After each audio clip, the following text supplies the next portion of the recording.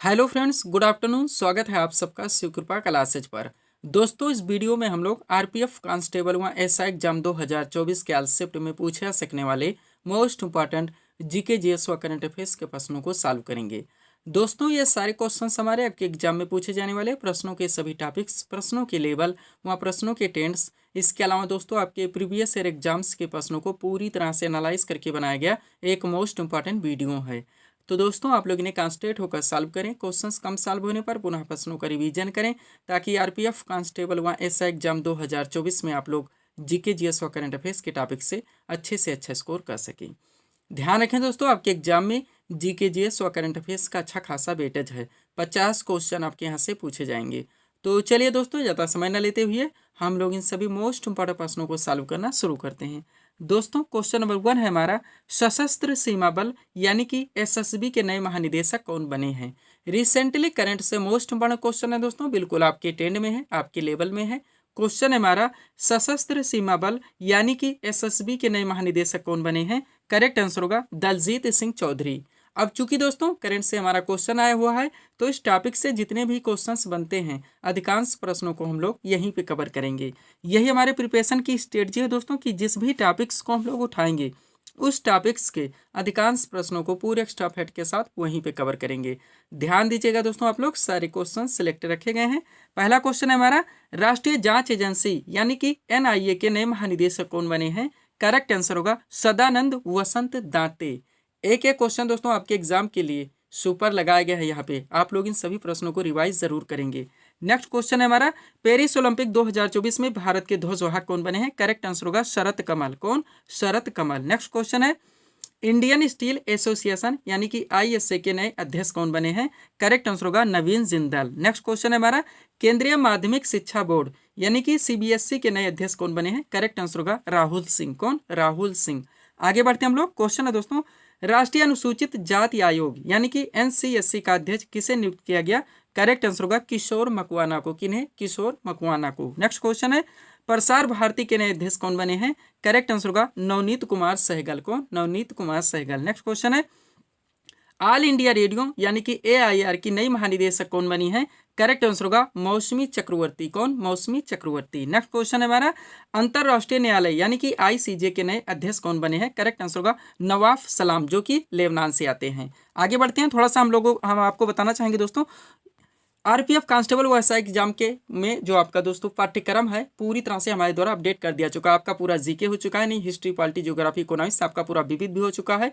आपके पूरे general science, पूरा करंट में हमने 2023 से स्टार्ट किया था। 2024 के रिसेंटली 12 मई 2024 के करंट को पूरी तरह से अपडेट करें। सारे क्लासेस हमारे द्वारा दोस्तों पब्लिश कर दी गई और इन सभी क्लासेस के पीडीएफ भी दोस्तों हमारे द्वारा अभ्यर्थियों को दिए जा रहे हैं।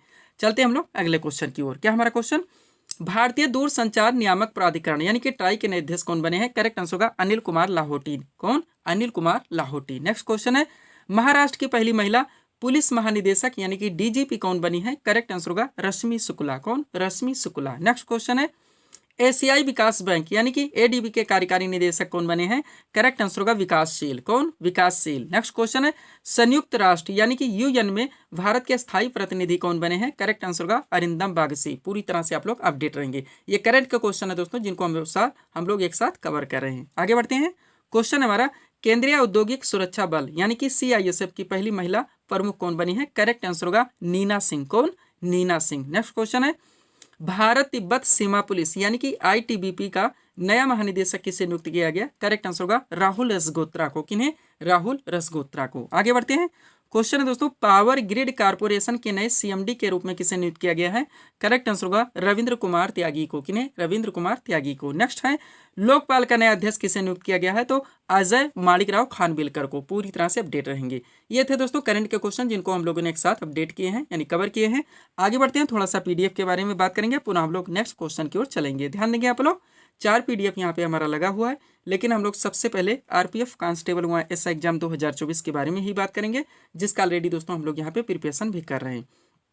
दोस्तों, इसमें जो आपका पाठ्यक्रम आप लोग जानते होंगे, 50 क्वेश्चन जिसका वेटेज है, जिसमें आपका पूरा जीके आएगा यानी कि हिस्ट्री, पॉलिटी, जियोग्राफी, इकोनॉमिक्स, आपका पूरा मिससेलेनियस का चैप्टर यानी कि विविध, जो कि आपके एग्जाम में पूरी तरह से 10 में रहता है। इसके अलावा आपका जीएस यानी कि जनरल साइंस और करंट अफेयर्स, इन सब के पूरे पाठ्यक्रम को टोटल 25 PDF में पूरी तरह से कंप्लीट किया गया है, जिसकी पेड फीस 100 रुपीज़ रखी है। व्हाट्सअप नंबर आप लोगों के सामने, जहाँ पे आप मैसेज करके PDF ले सकते हैं।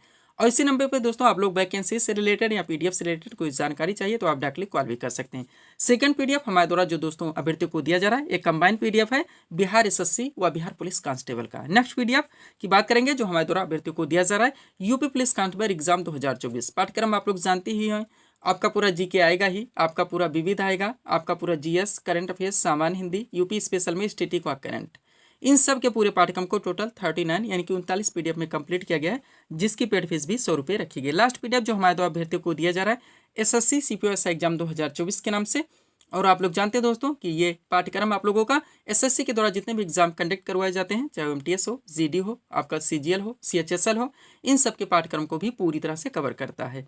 ऑलरेडी एक बात कहना चाहेंगे दोस्तों, जितने लोग PDF ले चुके हैं या ले रहे हैं, आप लोग दोस्तों PDF को अच्छी तरह से रिवाइज करें। आप लोग जानते हैं कि एक सीट पर कितने लोग फाइट करते हैं, तो भीड़ से हटकर कुछ अच्छा आप लोगों को करना ही पड़ेगा। क्वेश्चन देखेंगे हम लोग अगला, क्या दोस्तों, मैक मोहन रेखा किन 2 देशों के मध्य है? तो भारत एवं चीन के मध्य में है। ये भी आपका ट्रेंडिंग टॉपिक है, एवरग्रीन टॉपिक है, बराबर क्वेश्चन बनते हैं। अब इस टॉपिक से जितने क्वेश्चन आते हैं सब कुछ इस सीट में पूरी तरह से मेंशन किए गए हैं। अगर इस सीट को आप लोग रिवाइज रखते हैं तो यहाँ से कोई भी क्वेश्चन आपके मिस नहीं हो सकते। चलिए शुरू करते हैं। क्वेश्चन है दोस्तों हमारा, मैक मोहन रेखा किन 2 देशों के मध्य? करेक्ट आंसर होगा भारत एवं चीन के मध्य में। अब एक तरफ अंतर्राष्ट्रीय सीमाओं के नाम दिए गए, दूसरी तरफ संबंधित देश के नाम दिए गए। सबसे पहले रेड क्लिफ रेखा है, आप लोग जानते हैं भारत एवं पड़ोसी देश आपका मुख्यतः यहाँ से क्वेश्चन बनते ही हैं, आपके सिलेबस में सब कुछ पूरी तरह से मेंशन है। तो यह यहाँ से रिलेटेड दोस्तों, यानी भारत एवं पड़ोसी देश से रिलेटेड जितने भी हमारे जियोग्राफिकल है, पॉलिटिकल है, इकोनॉमिकल है, हिस्टोरिकल है, सबको हम लोग पूरी तरह से दोस्तों अपडेट कर चुके हैं। तो क्या है हमारा पहला पॉइंट, रेड क्लिफ रेखा जो कि भारत एवं पाकिस्तान के मध्य में है। हिंडनबर्ग रेखा की बात की जाए तो यह जर्मनी एवं पोलैंड के मध्य में है। मैगीनाट रेखा आपका दोस्तों जर्मनी एवं फ्रांस के बीच में। 38वीं समानांतर रेखा देखेंगे जो कि उत्तरी कोरिया एवं दक्षिणी कोरिया के मध्य में है। अगला क्या दोस्तों, 49वीं समानांतर रेखा, मोस्ट इंपोर्टेंट, बार बार पूछा था, यह USA एवं कनाडा के मध्य में है। मैनरहेम रेखा की बात की जाए तो रूस एवं फिनलैंड के बीच में है। डूरंड रेखा आपका दोस्तों पाकिस्तान एवं अफगानिस्तान के बीच में है। और मैकमोहन रेखा आपका दोस्तों भारत एवं चीन के मध्य में है। बाकी एक सीट हम ऑलरेडी दे चुके हैं दोस्तों, रिवाइज भी करवा चुके हैं, जिसमें 8 degree channel, 9 degree channel, 10 degree channel, ये सारी चीजें पूछी जाती है, पूरी तरह से अपडेट किए गए हैं। सारे PDF में दोस्तों पूरी तरह से मेंशन है। चलते हम लोग अगले क्वेश्चन की ओर। क्वेश्चन हमारा क्या दोस्तों, विद्युत धारा का सही मात्रा क्या? करेक्ट आंसर होगा एम्पियर। आपका सुपर क्वेश्चन है और ट्रेंडिंग टॉपिक है, एवरग्रीन टॉपिक है। आप जानते हैं दोस्तों यहाँ से बराबर क्वेश्चन आपके एग्जाम में बनते हैं। तो ये सही मात्रक से रिलेटेड जितने क्वेश्चन हो सकते हैं दोस्तों, जो कि आपके सभी एग्जाम में बार बार पूछे थे, रिपीट होते रहते हैं, उन सभी प्रश्नों को पूरी तरह से इस सीट में कवर कर लिया गया है। इस सीट को आप लोग रिवाइज रखेंगे तो इस टॉपिक से कोई भी क्वेश्चन आपके एग्जाम में पूछे जाते हैं तो दोस्तों ना आपके क्वेश्चन मिस होंगे और ना ही आप लोगों को तुक्का लगाना पड़ेगा। तो चलिए शुरू करते हैं हम लोग। क्वेश्चन हमारा, विद्युत धारा का SI मात्रा क्या? करेक्ट आंसर होगा एम्पियर। अब एक तरफ राशियों के नाम है, दूसरी तरफ मात्रक दिया गया SI पद्धति में। पहला क्या दोस्तों, लंबाई, SI मात्रक क्या होता है? मीटर होता है। द्रव्यमान का SI मात्रक किलोग्राम होता है। समय का SI मात्रक सेकंड होता है। कार्य तथा ऊर्जा का SI मात्रक जूल होता है। अब यहाँ पे दोस्तों हम ऑप्शन रख के पढ़ाएं, कभी आप कंप्लीट नहीं कर सकते, केवल कंफ्यूजन क्रिएट होगी, टाइम टेकिंग होगा। इसीलिए हम अपने दोस्तों वीडियोज में या PDF में कभी दोस्तों ऑप्शन नहीं रखते हैं, क्योंकि हम जानते हैं ऑप्शन से हमारे पाठ्यक्रम क्लियर नहीं हो सकते।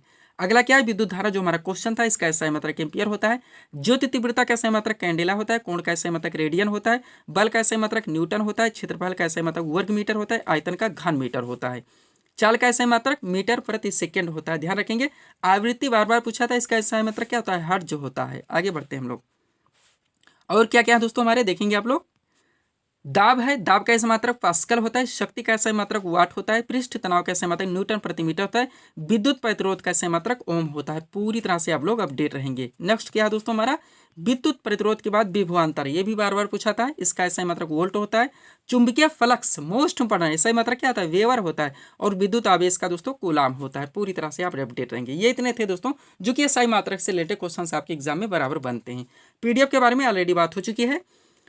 कंबाइन है दोस्तों हमारा बिहार SSC एवं बिहार पुलिस कांस्टेबल का। RPF कांस्टेबल SI एग्जाम 2024 का PDF है। SSC CPO SI एग्जाम 2024 का PDF और यूपी पुलिस कांस्टेबल एग्जाम 2024 का PDF, जो कि हमारे द्वारा दिया जा रहा है।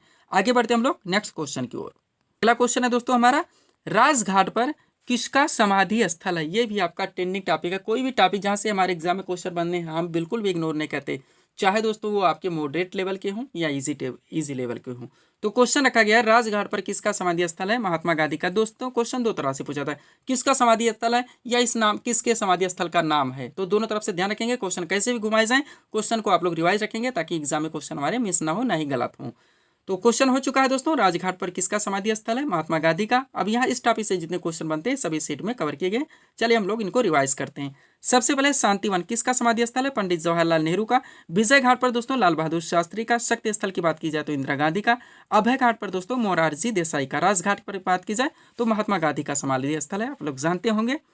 अगला क्या दोस्तों? किसान घाट, मोस्ट इंपॉर्टेंट। इस पर किसका समाधि स्थल है? चौधरी चरण सिंह का। उदय भूमि पर के.आर. नारायण का। वीर भूमि पर राजीव गांधी का। महाप्रयाण घाट पे डॉक्टर राजेंद्र प्रसाद का। नारायण घाट पे गुलजारी लाल नंदा का।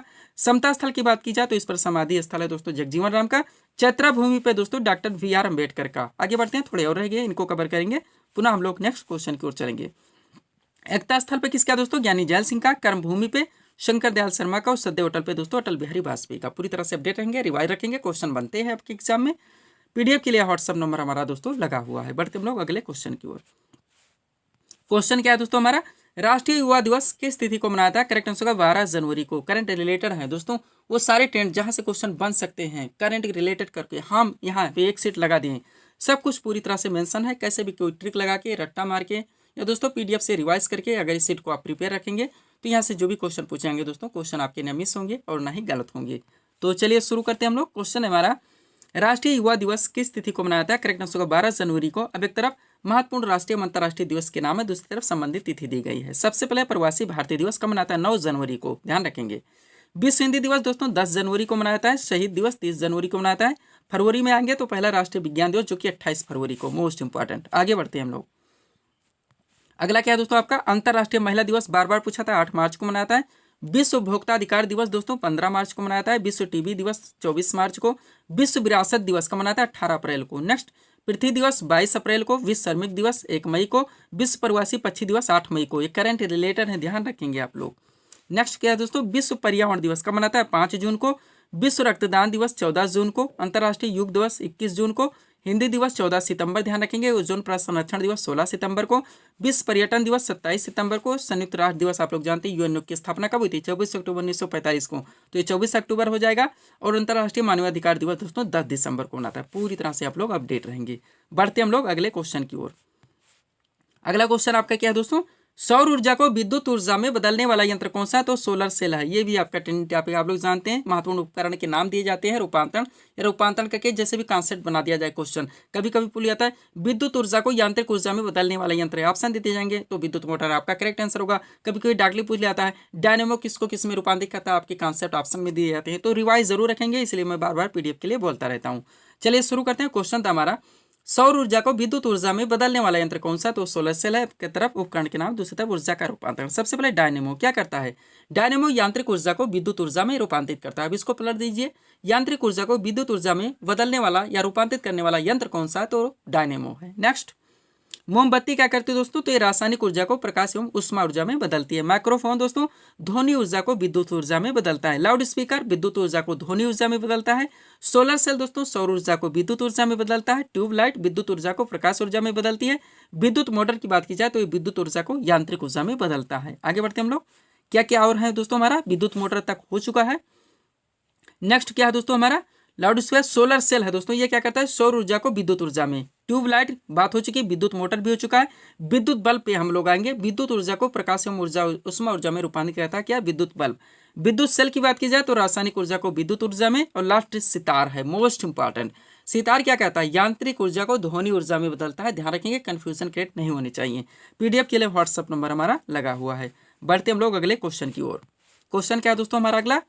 वॉशिंग सोडा का रासायनिक नाम क्या है? करेक्ट आंसर होगा सोडियम कार्बोनेट। क्वेश्चन संरचना साइंस से आया दोस्तों। स्टैटिक जीके हमारे जितने भी चैप्टर्स हैं, चाहे दोस्तों हिस्ट्री हो, पॉलिटी हो, जियोग्राफी, इकोनॉमिक्स, हमारे से मिससेलेनियस के चैप्टर यानी विविध के जनरल साइंस, इन सबके जो मोस्ट क्वेश्चन बनते हैं दोस्तों, जो कि आपके सभी वन एग्जाम में बार बार पूछे जाते हैं, रिपीट होते रहते हैं, उन प्रश्नों को यहाँ पे कवर किया गया। देखेंगे आप लोग दोस्तों, रिवाइज रखेंगे तो बहुत सारे क्वेश्चन यहाँ से आपके क्लियर रहेंगे।